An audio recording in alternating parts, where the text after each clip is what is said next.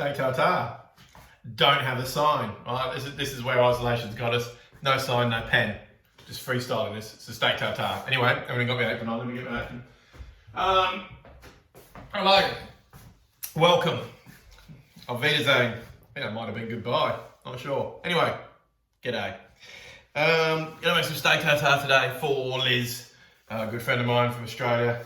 And who else was asking for steak tartare? Maybe Miriam. Being greedy, Miriam. You asked for potato skins before. You can't just start, like your own personal chef, willy-nilly making your stuff. Anyway, kind of am. So let's get amongst the steak tartare. Love steak tartare. I believe at some point in my life I was hypnotised by a hypnotist. Nonetheless, this isn't true, by the way, but this is what I feel. And they told me every time you see steak tartare, you have to order steak tartare because I've got some sort of steak tartare Tourettes. As far as I see it, I shout it out. Like, right, steak tartare. Right, what do you want? I'm only getting you drinks order, sir. I don't care. Steak tartare. Right. That brings me on to my second point. And that was a point, believe it or not. Point two, steak tartare for me is like the food version of a Bloody Mary. Right? And I love a Bloody Mary because the Bloody Mary is the food version of a drink. Right? So, mind blown just to start the video off. I've got the Holy Trinity of... I don't even know what I've said now. I don't know what I said was. I think steak tartare is the Bloody Mary of the food world, but a Bloody Mary is the food of the drink world, right? So it's making less sense as I go on. Anyway, I love steak tartare. Always order it, which was fine in my life until I moved to France, and then my steak tartare Tourettes got in the way because it's everywhere. So then. It's all right having Tourette's when your affliction sort of creeps up on you every now and again, so as in, you're living in Dubai and every time you see the word pork, you know what I mean? So you're not going to come across it too much. Me though, France, steak tartare, shouting out willy-nilly. Like sometimes I need it twice a day. It was out of control. Anyway, we're back here now, I love it. And it is a simple thing. I mean, essentially, your steak tartare is going to have your suspects. Your fillet steak. We'll get onto in just a second. Your banana echallots, or any kind of shallot, really. Echalot. Some capers. What's your caper? That's my caper. Gherkin. Cornichon. Pickle. Don't give a shit. One of these. Right? So that. Mustard's always pretty much in there. Got a couple of suspects here. A little bit of Dijon, a little bit of hot English. We'll go over that in my own time. And yours? Well, I want to talk about it. Tabasco, he's always there for me. We'll talk about some options of that too, although I think there is no other, but we'll go over it. And Worcestershire. I don't always use Worcestershire. I don't. Sometimes when I'm doing and anyway, so that's essentially... Oh, hang on, no. That's essentially what steak tartare is. So, I'm going to let you see what I've just put out the cupboard. I'll get on to you in a minute. Right, and an egg. Sorry, so we've got some eggs. I'll even show you what an egg is, just in case you're trying to get an ingredient list together, like Erica, and you need to see it. There's your egg. Okay, so that's your basic steak tartare. I mean, everyone can sort of do a variation of that here and there and do your kind of things. Obviously, when I get different products, I've got a tartare. Like if it's not, if I use venison as opposed to steak, I might use something else. I quite like to substitute the Worcestershire for a bit of red wine vinegar. Something else, give it a bit of acidity, something nice. A lot of people do some really cool steak tartares nowadays. All kinds of shit in there. Right? I got one the other week where I had pickled mushrooms in there and squid ink and blended oyster. With the steak, it was actually, it was all right. It was, a bit of an homage to the carpetbag steak of years old, I believe. But anyway, it was all right. But this is quite a traditional one today. Although, I always find this finds its way into my steak tartare. I know. Fancy bugger. Ketchup. I feel it needs it and it likes it. So we go, I like quite a wet tartare. And I'm also going to sneak some miso in it today. I've got two kinds of miso here. I've got a white miso and I've got a red miso. I'm actually just going to use the red one. I've been unsure about the whole thing. It might still change as the video goes on, or I might even try a little bit with it, but I think I'm going to go red because I like red. I like all these character bases, and I'm going to go some truffle oil. going to put a bit of truffle oil to finish mine because I really like it. So I'll put this together for you. It's basically all going to be a lot of time lapse of me chopping everything up, which we'll get to. It's a very personal thing in steak tartare.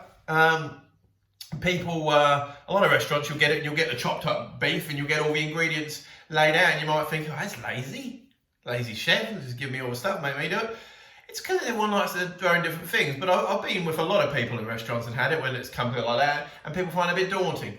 And like Lauren, for instance, would always be like, yeah, you just make it for me, mate. Like, don't start making me having to make decisions. I'm already half pissed here trying to, fumble my way through another language. Regardless, let's get on. All right, so we're going to crack on. So we're going to go onto the bench in front of me. We'll start doing some chopping. We'll get there. Okay, so first up, before we even start messing around with anything else, let's get into the steak. So I'll grab the piece of fillet steak out of my freezer. No drama with that. Here we go. Just soak a bit of that blood up. Just going to get rid of this bag. Now, steak tartare, generally fillet steak. I mean, you can do it with rump, no problem at all. You have any of the sort of premium cuts, really. You could chop up Scotch fillet. There'd be no qualm with all that.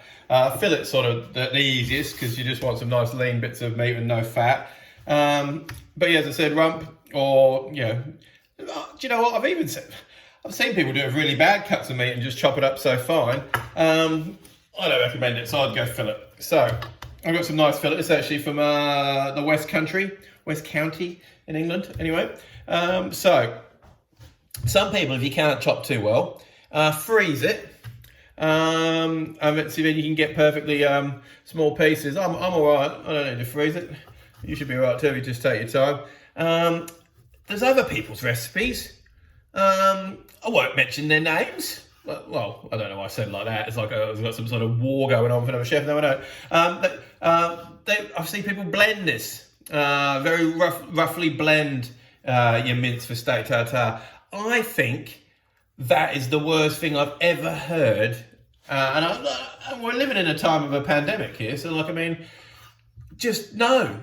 I thought for years steak tartare meant to chop by hand. That's how literally I took that point. So all I've done here is, by the way, as I'm talking to you, I've sliced these all. I've sliced them thin, but not paper thin. So you've still got to get a bit of a leverage on them. So just one way until they're all thin strips, and then take your time and cut them the other way so they're in long strips. And if you take your time and you don't lose where things are going, you can just flip things around. And then once again, super taking your time here. Then you don't have to sit there afterwards with a knife. This is going to be perfectly chopped beef. I've got my little knife out here because it's my sharpest knife I've got at home. All my work knives are at work, as they should be with the name like work knives. They definitely should be. So look, I've just chopped that by hand, but they're just tiny little cubes. I tried to pull one apart then, and it wasn't a tiny cube at all, so I'm lying to you, but they should be tiny cubes. So I'm going to keep chopping, and there shouldn't be anything too much into mince about that. So you can see there, it sort of looks like mince, it's acting like mince, so it's fine, because other people go a bit rough and go a bit of a chop on top. I don't know if I like that either. So, some people can. You can chop this up. I'm going to get a bigger knife here for you and give a bit of a chop up. Don't mind a little bit, I just don't want, see, that's fine for me, so that's probably what we'll do. We'll get all the way to that, and then we'll give that, and it brings it together a little bit, but essentially, no, I'm not going to do that at all. I don't like that, that's why I never do it. So we'll be a bit more precise with the smaller cuts, and I'll get back to you, but I'm going to go for all of this.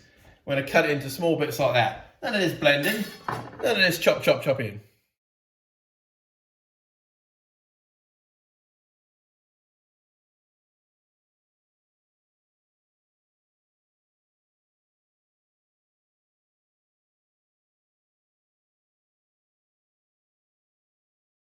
So there we go, all the minces, all the beef chopped out. So it's only a couple of 100 grams of fillet, and that's chopped up in the load, so that's really good. So get that one in a bowl now. And that was chopped properly fine, so it wasn't mushed up afterwards. So just got a nice bit of texture, and you want the texture to flow through because you just don't want it to be a big mush.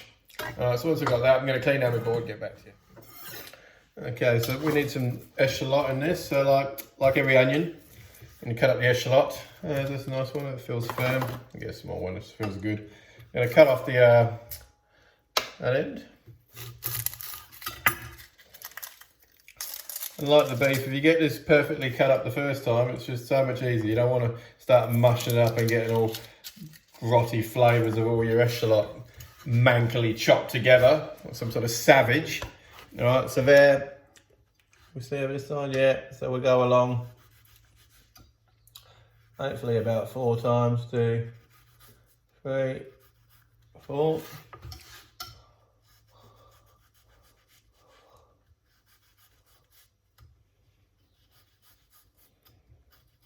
Okay, flip the other way, really careful.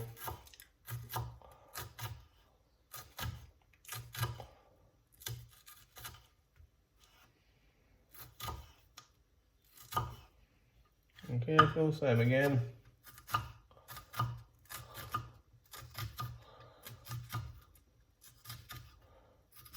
And careful, and flip it around. So you got no scragglers. You know that's going to be a super fine echalot dice, which is good. I really just think this dish makes such a difference if you can get everything chopped really well, which is hence why it's probably best to eat out, like get chefs to make this for you. But take your time, practice your knife skills, as I've always said. If you haven't got any knife skills, buy some. Always worth the investment, buying some knife skills. Right, so that's a really nicely diced echalot. I'll get a gherkin, because I want the gherkin sort of quite perfect too. I'm just going to square off just a gherkin, or cornichons I use a lot. I just don't have any cornichons. Cornichons are just smaller versions of a pickle or a gherkin or whatever you like. And I'm going to cut this one into really small, trying to go as small a dice as possible too.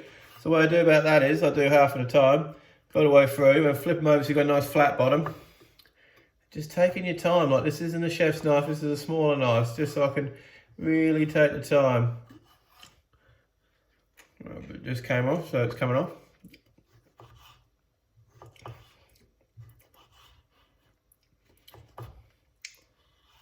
Always taking your time. Flip around, whoop. See, that bit's just too chunk. There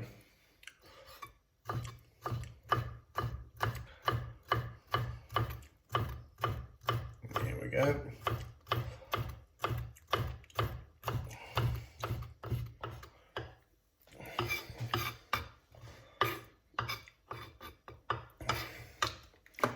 And just a few capers. The capers, won't use too many capers actually. Here we go. As a very wise friend of mine once said, if you think you don't like capers, you're wrong. You don't know what you're talking about. A very wise man is old Stocky, because I feel the same. You say, do you like capers? I'm like, no, I don't really, but that's madness, because they're such good things and so many different things. Well, there's your sort of chop. A lot of the time you might get in a restaurant that might be all laid out in front of you, but we're not going to do that today. I'm going to put it together for you. So I'll just get the camera in a better angle and we'll make a small serve. So we've got the hand chopped beef in there. You can see how much we've got that. That's how much echalot. So you go ratios wise, I can, if anyone's really interested in real numbers, I do have some numbers written down somewhere. I haven't got them here for you though. A bit of gherkin. Okay. Now when we start talking salt, that we might add more when we get the flavour in, right? So here we go. For that much, I'm just putting in, that's like, I don't know, 1/4 teaspoon of miso, and we're going to rub that all in good. Mustard wise, I want the same, 1/4 teaspoon of hot English, and 1/4 Dijon. A tiny squirt of ketchup. I'm going to give that a good mix. Start getting some flavours going on.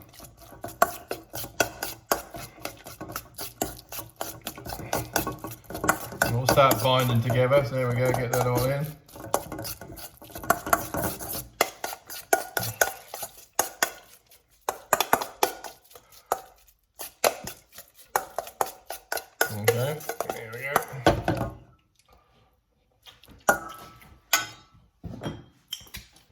loosen up with the tiniest bit of Worcestershire. I don't want too much Worcestershire in there at all, really.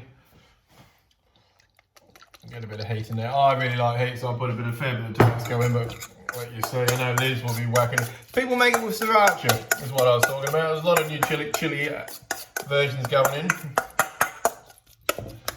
Alright, so then, you know what? I haven't got egg in there yet, but we'll get there. Now let me have a bit of a taste. Right. So at this point, I want an egg yolk in there, and I want some salt. I want some pepper. So I get a little bit of salt in there. Gonna get my egg yolk. Coming at you. Now I've left a little bit of the egg white in with this egg yolk because I like it to sort of help it bind. Mixing this all up good and proper. Oh, terrible footage, I know, of me doing nothing. I'll put it back for you. Alright, so as you can see, mine's a little bit wetter than on some people's steak tartare, but trust me when we get some flavours going on. Alright, so that make sure your flavouring's good.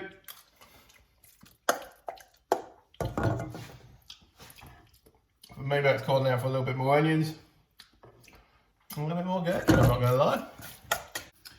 As you can see, completely forgot my parsley component of it, and I do like a little bit of parsley in mine. So well, do you know what I really love? Is a little bit of chives. I had some chives, but I don't do any chives. So we've got a bit of parsley. So I'm just going to chop a little bit of parsley for you. And when we get there.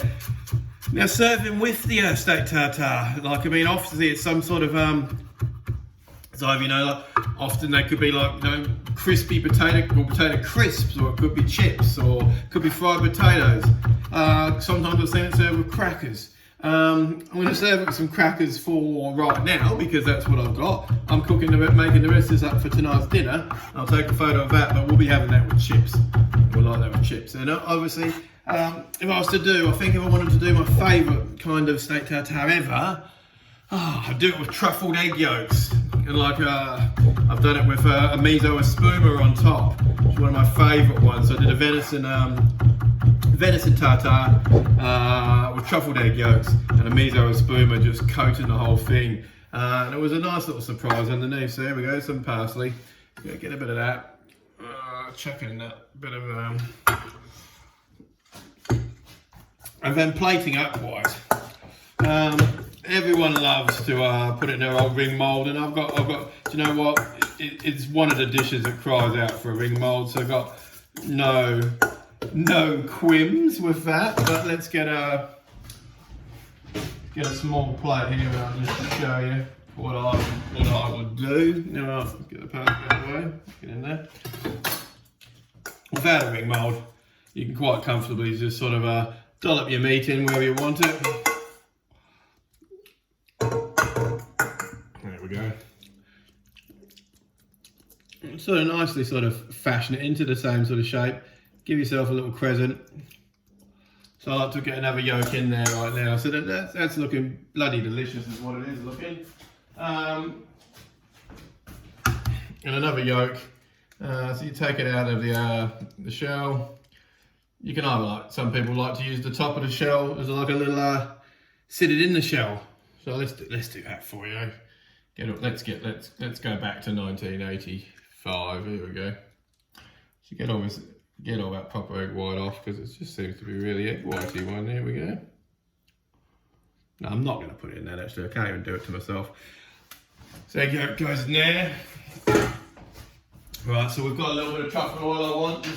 I really like truffle oil, so if you don't like truffle oil, don't put truffle oil on it. Don't go on about how you don't like truffle oil. People think you're the first person ever to not like truffle oil, so I've got a bit of truffle oil love on top of there. When is cracked black pepper not a bad thing? And you know what? I don't like seeing an egg yolk. I've had a wee bit of sea salt on top. So, that steak tartare, Paulie style. Take a photo and eat some for you.